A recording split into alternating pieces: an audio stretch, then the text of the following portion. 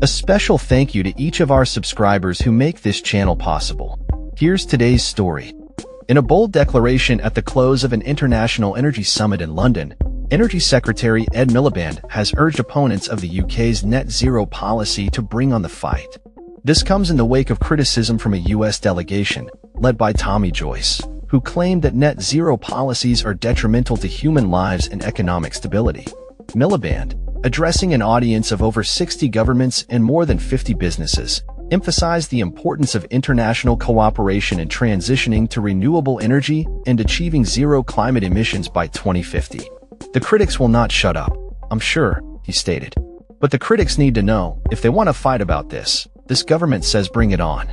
He asserted that the debate is not just about policy, but about the future of energy security, economic opportunity, and the financial well-being of families and businesses across the UK. The Energy Secretary highlighted that renewable energy offers lower bills and the potential for significant economic growth, contrasting this with the reliance on fossil fuels, which he blamed for the ongoing cost of living crisis. Miliband's remarks come as the government faces mounting pressure from various political factions, including the Conservatives and Reform UK, who argue that the 2050 net zero target is overly ambitious.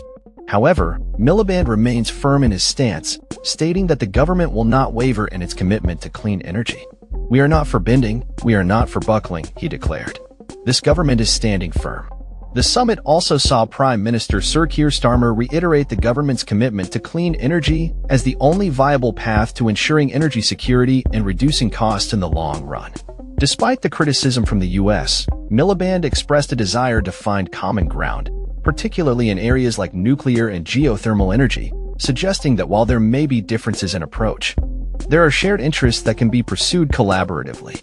The discussions at the summit, which Miliband described as unprecedented, signify a pivotal moment in the global shift towards clean energy. He argued that the transition to renewable energy is not just beneficial for the environment, but is crucial for the economic future of the UK. Clean power provides energy security, lower bills, and the biggest economic opportunity of the 21st century, he stated emphatically.